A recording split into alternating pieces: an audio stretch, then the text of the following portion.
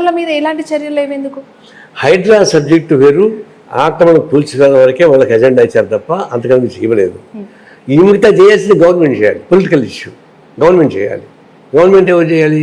ఆ కాలంలో ఎక్కడ పర్మిషన్ ఇచ్చారు, ఎవరు పర్మిషన్ ఇచ్చారు, ఎవరు దానికి లేఅవుట్ వేయించారు, అవన్నీ పట్టుకుని మోసం చేయాలా?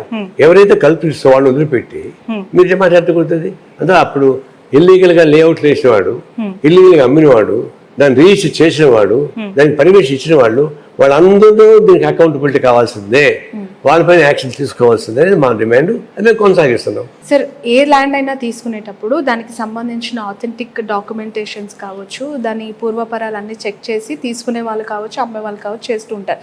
ఇప్పుడు నాగార్జున 2 సార్లు ఎక్స్ వేదికగా తన ఆవేదనను వ్యక్తం చేశారు. అది ఖచ్చితంగా ప్రైవేట్ ల్యాండ్, ఒక పట్టా భూమి, ఒక అంగుళం గజం కూడా నేను కబ్జా చేయలేదు అని పదే ఆయన ట్విట్టర్లో మెన్షన్ చేస్తూ ఉన్నారు. మీరేమో కాగితాలు ఎన్నైనా చూపించవచ్చు అని చెప్పి చెప్పండి. నేను ఛాలెంజ్ చేశాను, నేను వస్తానికి మీరు కూడా రండి, ఆ చెరువు చూద్దారండి, చెరువు కానుకొని ఎక్కడ చూద్దారండి, బఫర్ జోన్ ఎక్కడ కనుక్కొని పెట్టండి, ఎఫ్టీ ఎక్కడ చేయాలి మీరు చెప్పండి. కాగితాలు చూపించుకోవడం డైలాగులు, సినిమా డైలాగులు, కాగితాలు ఉంటాయండి. ఎవరు లంచాలు తీసుకుంటారండి వాళ్ళు, వాళ్ళకేం తెలుసు, కోర్టులో ఉండే వాళ్ళకి ఇంకోళ్ళకి కాగితాలు రాసి ఇచ్చేస్తారు వాళ్ళు. ఇప్పుడు నాగార్జున లంచం ఇచ్చి తీసుకున్నారు, కట్టారంటారా? టీఆర్ఎస్ గవర్నమెంట్ రాకముందరగా దాన్ని కూల్చేయాలని ప్రయత్నించారు. టీఆర్ఎస్ గవర్నమెంట్ రాగానే దాని మీదకి వెళ్ళారు, మనుషులకి సైలెంట్ అయిపోయారు. ఎందుకు సైలెంట్ అయితే టీఆర్ఎస్ వాళ్ళు ఏం ప్రయత్నం జరగలేదా? ఎవరికి ఆయన డబ్బులు ఇవ్వలేదా? అన్నీ ఉన్నాయి, జరగడం లేదు. ఎన్కన్వెన్షన్ విషయంలో చేతులు కొన్ని కోట్ల రూపాయల చేతులు మారాయని అనేక మంది నాయకులు కూడా మాట్లాడుతూ ఉన్నారు. అది నిజమే అంటారా? టీఆర్ఎస్ గవర్నమెంట్ అందుకే సైలెంట్గా ఉండిపోయింది, ప్రతిపక్షంలో ఉన్నప్పుడు మాట్లాడిన వాళ్ళు ఇప్పుడు ఎందుకు మాట్లాడట్లేదు? అదే కానీ మనం తెలుసుకొస్తుంది. అప్పుడు మాట్లాడాలి, ఇప్పుడు ఎందుకు మాట్లాడలేదంటే చేతులు తెరిచాయి కాబట్టి. చేతులు తెరిచాయి కూడా జోలికి పోవడం లేదు. ఆయన పెద్ద ప్రాబ్లం కాదు. 200-300 కోట్లు చేయడం పెద్ద కష్టం కాదు. నెలకి దాదాపుగా 15 కోట్ల రూపాయలు వస్తాయి దాని నుంచి. అది పెద్ద కష్టం ఉంది. అదే నేను చెప్పేది, చట్ట విరుద్ధంగా తీసుకొని అది చట్టబద్ధం చేసుకోవడానికి చేసే ప్రయత్నంలో అనేక మతలబులు చేయొచ్చు. ఉదాహరణ కొంతమంది ఏం చేశారంటే ప్రభుత్వ భూమిని నోటరీ ద్వారా సర్టిఫికేట్ తీసుకొని నోటరీ ద్వారా ఒక్కొక్కరికి 5 సెంట్లుగా అమ్మేశారు. వాళ్ళు పాపం ప్రజలు కొనుక్కున్నారు, ఇల్లు కట్టుకున్నారు, వాళ్ళు వెళ్ళిపోయాడు, వీళ్ళు కట్టుకున్నారు. ఇప్పుడు ఆయన కూల్చొని ప్రయత్నిస్తున్నారు. ఇప్పుడు అవన్నీ ఎవరు వీళ్ళకి అమ్మేది వాళ్ళని పట్టుకోవాలి కదా. మామూలుగా పేదవాళ్ళు మధ్యతరగతి వాళ్ళు ఇల్లు కొనసాల్సిన అవసరం లేదు. వాళ్ళకి ఎక్కడ మోసపోయారో వాళ్ళు పట్టుకోండి, లేదంటే వాళ్ళని రెగ్యులర్ చేయించండి. నేను చెప్పానంటే ఎవరైతే ప్రభుత్వ స్థలాలు ఆక్రమించి కార్పొరేట్ వ్యాపారం చేస్తున్నారో, డబ్బులు సంపాదించి ఏర్పాటు చేస్తారో వాళ్ళపై స్ట్రిక్ట్ యాక్షన్ తీసుకోవాలి. పేద ప్రజానీకం, మధ్య ప్రజానీకం వాళ్ళని నిలిచి కూర్చేస్తే పెద్ద ఉపయోగపడదు. అందులో మేము ఏం చెప్పాలంటే మీరు కార్పొరేట్ కంపెనీస్ పెద్ద వాళ్ళు ఎవరైతే వాళ్ళపైన యాక్షన్ తీసుకోవాలి తప్ప కింద వాళ్ళు ఎవరైనా ఉంటే అది ప్రత్యామ్నాయ జాగ్రత్త చూపించండి, ప్రత్యామ్నాయ సౌకర్యం కల్పించండి. అంతేగాని ప్రత్యామ్నాయ సౌకర్యం లేకుండా అది సామాన్య ప్రజానీకం జోలికి పోదని మా ఉద్దేశం.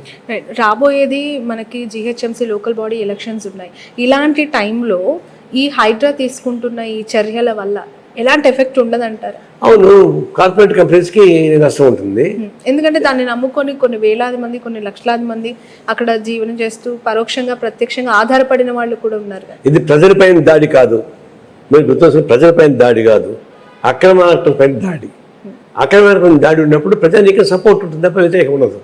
అందువల్ల సామాన్య ప్రజానీకం మీద జోలికి వెళ్తే వాళ్ళు ఏడిపిస్తే నష్టం ఉంటుంది, కానీ అక్రమార్కుల గురించి కూడా చూపిస్తే సామాన్య ప్రజలు కూడా సపోర్ట్ చేస్తారు తప్ప వ్యతిరేకించే పని లేదు.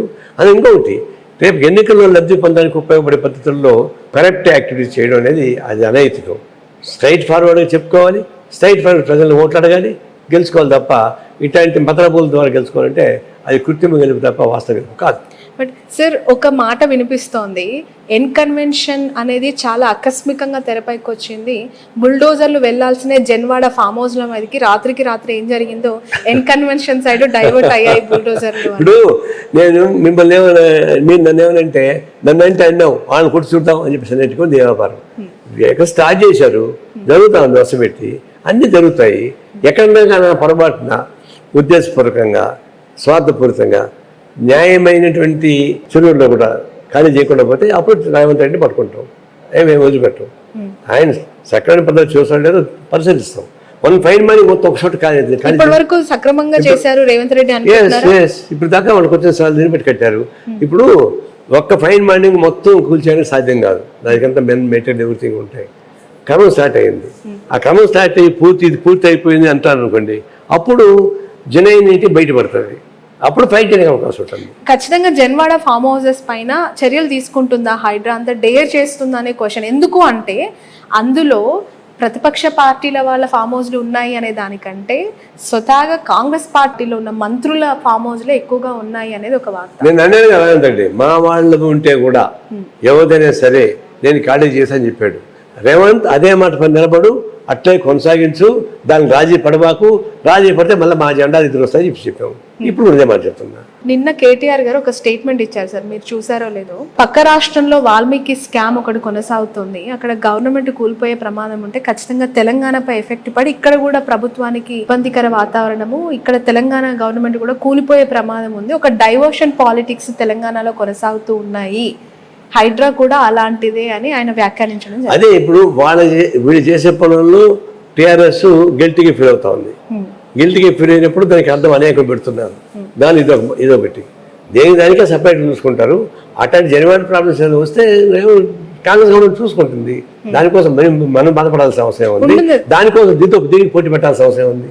అంటే వాల్మీకి స్కామ్ కాంగ్రెస్ గవర్నమెంట్, అది కర్ణాటకలో జరుగుతున్న ఇష్యూ ఎఫెక్ట్ తెలంగాణ గవర్నమెంట్ పైన ఇంపాక్ట్ చూపిస్తుంది అనుకోవాలా? ఏ స్టేట్కి ఆ స్టేట్ అనమ్మా, ఏ స్టేట్కి ఆ స్టేట్లో ప్రజాధికారికి అనుకూలంగా ఉన్న గవర్నమెంట్ ఉంటాయి. లేకపోతే ఆ స్టేట్లో అన్యాయం లేదు కాబట్టి ఈ స్టేట్ పోవాలి ఎక్కడ లేదు. ఆ స్టేట్కి ఆ స్టేట్ చూసుకుంటారు, ఈ స్టేట్కి ఈ స్టేట్ చూసుకుంటారు తప్ప ఒక స్టేట్లో జరిగేటువంటి అన్యాయం ఈ స్టేట్లో అన్యాయం జరుగుంటే అప్పుడు ఎఫెక్ట్ అవుతుంది. లేకపోతే కర్ణాటక జరిగిందా కాబట్టి ఇక్కడ ఏంటంటే అది కేవలం విడ్డూరం అనేటువంటి ఆర్గ్యుమెంట్ తప్ప ఇంకోటి కాదు. ఓకే సార్, బీఆర్ఎస్ పరిస్థితి ఏ విధంగా ఉందంటారు రాష్ట్రంలో? ఒకవైపు ఏమో బీజేపీలో విలీనం అంటే ఒక వార్త, కలిసి ఉంటున్నాయి రెండు పార్టీలు సఖ్యతగా ఉంటున్నాయని మరో వార్త, అందులో కలిసే పోతుంది అని మరో వార్త. మీరు ఎలా చూస్తూ ఉన్నారు? బీఆర్ఎస్ అవసరం ఉందా బీఆర్ఎస్ కి బీజేపీలో కలిసేంత అనివార్యం? రెండు రకాలు. విలీనం అనే సంగతి నాకు తెలియదు కానీ లివింగ్ టుగెదర్ లాగా ఉన్నారు వాళ్ళు. లివింగ్ టుగెదర్ ఇప్పుడు కొత్త తాత్పర్యం. ఇప్పుడు టీఆర్ఎస్ వాడు ఏమంటే మేము ఎందుకు కొలుస్తామండి బీజేపీలో అని వాళ్ళు అంటున్నారు. నాకు కూడా ఒక నాయకుడు కనిపించాడు కాదు. కానీ బీజేపీకి టీఆర్ఎస్కి మధ్య అండర్స్టాండింగ్ ఉంది, ఉండబట్టే కొన్ని కార్యక్రమాలు జరుగుతూ ఉన్నాయి. అయితే దీన్ని తెలంగాణకు సంబంధించి రాష్ట్రానికి కావాల్సిన హక్కులపైన బీజేపీని ఒత్తిడి తీసుకోలేకపోయారు.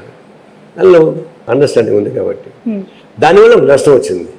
దానివల్ల వాళ్ళు నష్టపోయి బీజేపీ గెలిచింది. లేకపోతే 4 పార్లమెంట్ సీట్లు ఉండి 8 పార్లమెంట్ సీట్కి జంప్ అయ్యారు. టీఆర్ఎస్ బోడి కొట్టుకుపోయింది. అన్హోలీ అడ్జస్ట్మెంట్స్ ప్రజానికి తెలిసింది కాబట్టి దాన్ని ఓడించారు. ఇప్పుడు కూడా దాని బయటపడలే. ఇప్పుడు కూడా కేంద్రంలో వచ్చే బిల్స్ మొత్తం వాళ్ళు సపోర్ట్ చేస్తున్నారు, వాళ్ళకి వ్యతిరేకించడం లేదు. రాజ్యసభలో ఉండేవాళ్ళు అందువల్ల వాళ్ళకి ఉన్నమాట వాస్తవం. విలీనం అంటారా, ఇది ఒక విడ్డూర వార్త. ఏమిటంటే టీఆర్ఎస్ వాళ్ళు ఏమంటారంటే రేవంత్ రెడ్డి బీజేపీలో చేస్తాడు అని అంటారు. వీళ్ళేమంటారంటే టీఆర్ఎస్ వాళ్ళు బీజేపీ జరిగిపోతారు, కేసీఆర్కి గవర్నర్ పదవి.